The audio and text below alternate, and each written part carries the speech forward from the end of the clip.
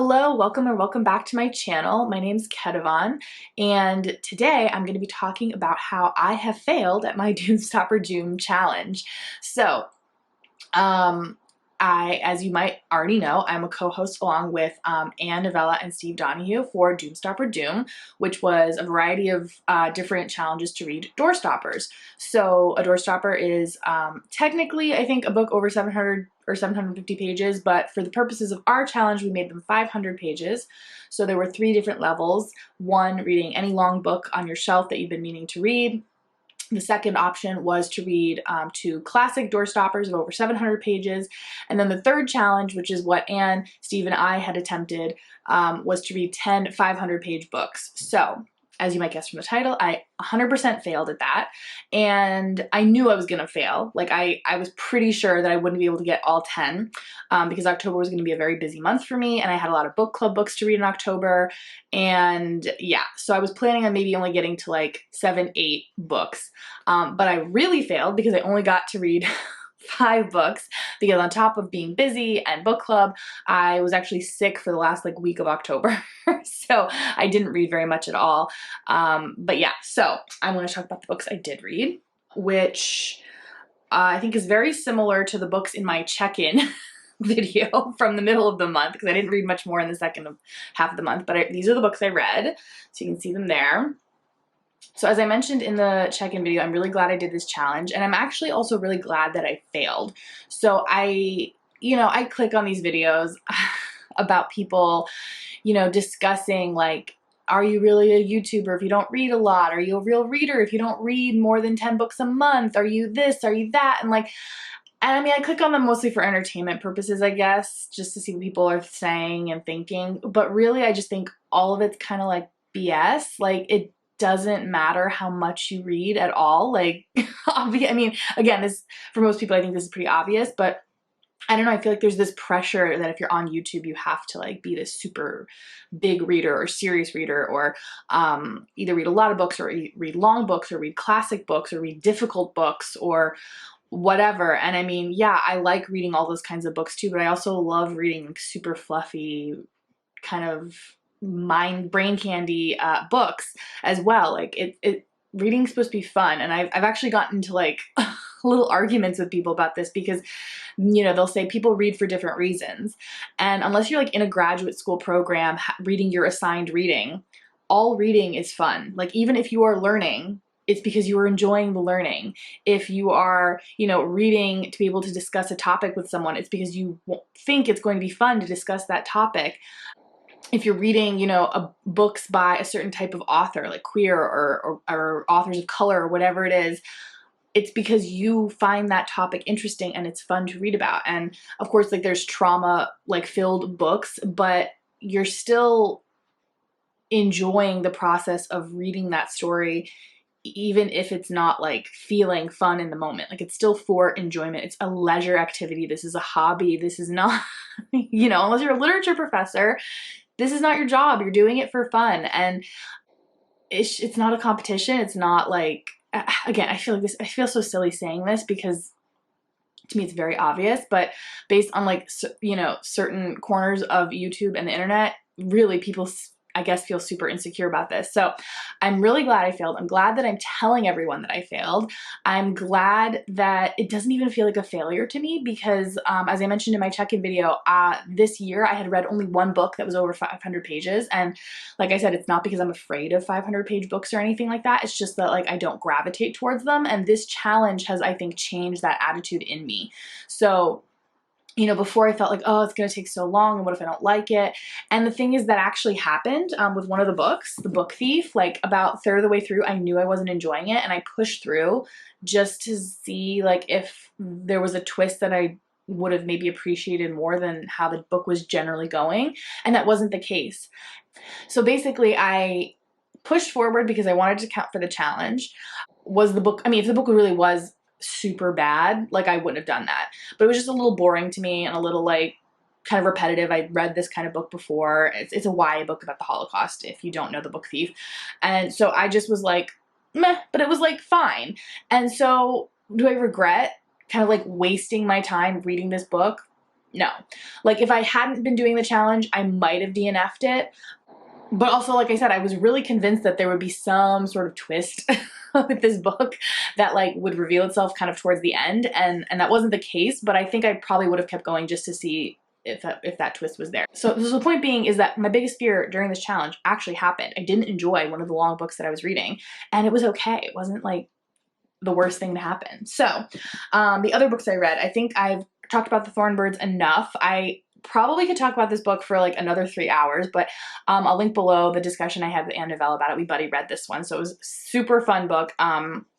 Like just like a grand story, I'll call it. Like so much happens in this book, and it's so dissectable, and like it's the perfect combination of like popular literature and like I won't call it high literature, but like you can really like, you know, there are themes, there's meanings, there's all sorts of stuff. And I have no idea how much Colleen McCullough meant for that. But if she did, like, wow, hats off to her, like excellent with this one. The last two, I think I hadn't finished these in my last check-in video. So the first one is Americano by Chimamanda Ngozi Adichie, and I really liked this one. I didn't like it as much as I thought I would. It was just like a nice story to me. It didn't have any sort of like super powerful meaning or like emotions evoked for me, but at the same time, it was really nice to read like an immigration story. You know, as an immigrant, like, you know, can relate to a lot of these things, even if the nationalities and locations are different. Yeah, it's pretty clear that this is like a book about a romance and like a love story. But during the book, especially like the first 80% of the book, it's not really, they're not together, you know, like it's definitely like star-crossed lovers, but there's very little pining for each other. They each off living their own lives, which is great, like, and healthy, I would say. I guess the idea is that the whole book was them like facing adversity, but it wasn't about like facing adversity to be together. It was about them facing their own adversity in terms of like finding who they were and finding like their path in life. And then of course, eventually at the end, their paths converged and they were able to be together. It didn't, like, I feel like a lot of people have like really strong emotional reactions to this book, and I didn't. It was a good book. You know, Adichie's like an amazing writer, like hands down. So it was beautifully executed, beautifully written. But the overarching like star-crossed lover story didn't really like tug at my heart, but it was a really good read. So, and then we have The Poisonwood Bible, which I don't think I can gush enough about. I think like a lot of people who have been avoiding this book, it's because of the subject matter. It's basically the story of a family led by a evangelical minister who moves to the Congo with his wife and 4 daughters in tow. And from the beginning, you know that basically that disaster is going to strike this family and they are going to be punished because their evangelizing is obviously like completely amoral. You kind of know that like bad things are going to happen to this family, and it's just sort of like watching it all play out and sort of like enjoying the ride. I mentioned this earlier, but like the characters are very self-aware. Like, aside from the father, of course, like he's delusional, but the mother and the 4 daughters are very much aware that they don't belong here, that they shouldn't be here, and that they're basically only here because the father is forcing them to. And while they try to like make the best of it, they definitely are like, no, this is not the right thing. So it's more of them realizing why it's not the right thing. Like they kind of had this gut feeling in their heart, like, I don't want to go there. We don't even belong there.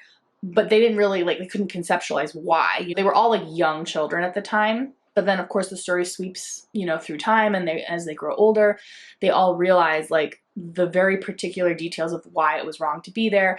The mother in particular really dives into at least personally understanding why their role in the Congo was so inappropriate and wrong. And each of the daughters have their own journey in figuring out what it is. And I will say there is one character that doesn't figure it out quite as much as the others, but as the reader, you can see through her narrative, and you can see how ridiculous she's being, and you can see that like, you know, her her reasoning is very much influenced by patriarchy and a lot of other different factors. I mean, Barbara Kingsolver is a really great writer, so none of this should be a surprise. Like, it was well-paced, well-written, very descriptive, and I didn't realize this, she actually did decades of research for this book. So this wasn't like some white lady saying like, oh, I want to like write a book about the Congo. This is a book I think she wanted to write when she was in her early 20s and knew she wasn't mature enough to write it. So, I mean, granted, again, I'm not a huge fan of like white people writing about non-white experiences. In general, this is the type of book I stay away from. But if you want to read one white lady's take on the Congo, I would have to say this is it. So that being said, I mentioned this earlier, the political stuff in this book is quite accurate, and it's quite, it's not like overly detailed, but it does, you know, the family's decisions and like what they're doing is very much based on the political reality on the ground each year that things are happening. What's the range for this book? I think the book ends in like the 80s even. And it starts in 1959. So I think it's like a sweep of like at least 20 plus years. And so a lot of things are changing in the Congo. You know, assassinations, economic upheavals, definitely different political environments for these people to like be operating in. And it's just really well done. And like I said, because the characters are self-aware, it's not cringy to read, you know? See, I mean, it is a little cringy to read that one character, but she's so over the top that, I mean, like, I guess maybe I can laugh about it because I've definitely like met people like this character. I'll just say it. Her name is Rachel. She's the oldest sister. You can kind of tell from the beginning that's going to be her, but she basically never gets it. She just reminds me of so many people I've met, white people in Africa in particular, that they're just like the way they talk about the situation. It's like, it's very particular. And I'm sure that Barbara Kingsolver was basing that character on people she's met as well, because it's a very particular way of talking and believing about the whole situation and the whole like the economic situation and just like any social issue. There's like a particular angle that a lot of white people in Africa take. I'll leave it at that because I don't want to like ruin kind of her growth and like evolution as a character too much, but it's definitely like what I would say very realistic. So that being said, on the flip coin, it is not a must read for me. It is good if you have a copy of it, if you want to pick it up, definitely pick it up. But if you hadn't heard of it before and nothing about what I'm saying is interesting to you, then I don't think it's super necessary to read. If you don't know anything about the Congo and you don't want to read a nonfiction about the Congo, this might be a good introduction. If you want a nonfiction perspective about this whole subject, Anne Novella actually recommended a nonfiction about that, and I'm reading this month for Nonfiction November, King Leopold's Ghost, which is another nonfiction. So there's two really excellent nonfiction books that I think are written by white men as well, but whatever, that will give you like more of the facts around this. You really, really should only read this book if you want to read this story. I think it would be great for someone like processing like religious trauma, like, or questioning your religious upbringing. That definitely happens in this book, and it's done really well. So yeah, if you know, are reading around the world or something, and like, as you might know, my challenge would not include Barbara Kingsolver's book on the Congo, like that doesn't count for my challenge. But if you're reading with like a more general overview, I think this would give you a good idea of Congo history, especially if you're looking for more accessible reads. This was very easy to find, like there's used copies everywhere. So if you're looking for like an accessible book on the Congo, fictional book, then this is definitely a good choice. But I don't think it's required reading. That being said, it's done well.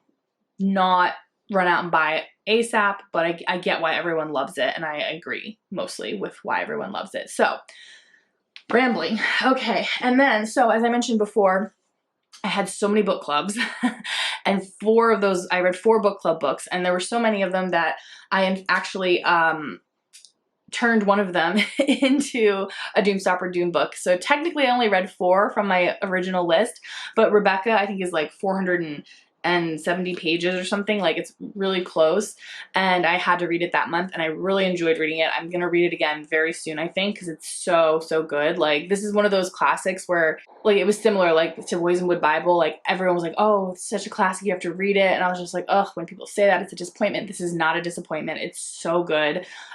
We had such a great book club discussion about it. Like, so many people thought that our unnamed narrator is the victim, and I was convinced that Rebecca was the victim, and so it was just such an interesting book to talk about, and I can't wait to reread it. Another guy at the book club was had read it for a second time as well, and he had really like realized that like almost everyone in this book is kind of gay. Daphne du Maurier is kind of gay and probably trans, and so like there's just so many layers to this book. So this is one of those books where if you've never read it, definitely read it. And if you have read it, definitely reread it. It's just, there's so much in there. So that's Rebecca. So I had my list of all the books I wanted to read. There were like, I think 10 or 12 books that like I was going to choose from. And I'm in the middle still. I didn't finish Catch 22 from my Doomstopper Doom list. And I'm going to finish that one because it is like a boy book. It is not like, it's a boy book. I'll just leave it at that. It's a funny boy book though, so it's fine. Like, I'm enjoying it. It's about war. I'm just gonna go to a much slower pace now that the pressure of the challenge is off. So I'm continuing with that. And then the only 2 books off my list where I'm like, ooh, I really want to read this in the next like 3 to 6 months are these 2. They're Carpinteria by Alexis Wright, which is the Aboriginal book. I picked this up new in a bookstore very recently, so this is definitely like on my like radar to just read anyway. And then the second one is Invisible Man by Ralph Ellison. This one I actually bought for a book club like the month before COVID hit, and the book club never happened. So I have this like beautiful copy, and I just need to pick it up and read it because the premise interests me. It's a classic. I really want to get to it. So these are the only 2 books off that list where I'm like, oh, I'm definitely going to read these soon. And the rest, of course, I'll keep on my bookshelves because I do want to read them. I just don't want to read them, you know, ASAP. So in terms of what the challenge has done for me, I think I am going to aim to read a 500+ page book every month.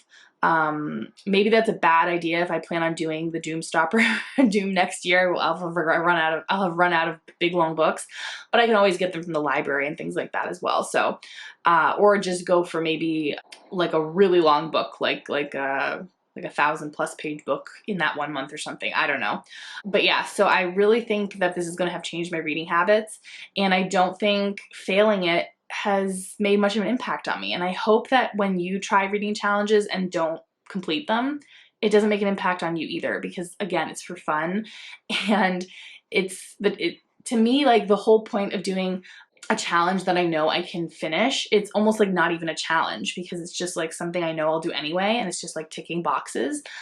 But if it's a challenge where I'm like, ooh, maybe I won't actually do it, or maybe I'll only be able to do it if I really push myself, then that actually feels kind of exciting. And but I don't feel bad when I fail. So I don't know. Tell me how you feel about reading challenges. I mean, everyone's different, obviously. So if you want challenges that are easy to complete, good for you. If you only want to fail, you know, have really impossible challenges, good for you as well. And if you like a mix like me, then that's great as well. So that is my Doomstopper Doom failure announcement. And I really want to hear how your Doomstopper Doom month went. If you finished the books you intended, if you know, had a pile of possibilities like me, which ones did you end up picking? Which ones did you end up putting aside? And if you had a smashing good month, I also want to hear about that too, because that's kind of the point, right? To me, to read as many long books as you can this month. So I'm really looking forward to getting into nonfiction November this month. So keep your eyes peeled for lots of nonfiction themed videos this month.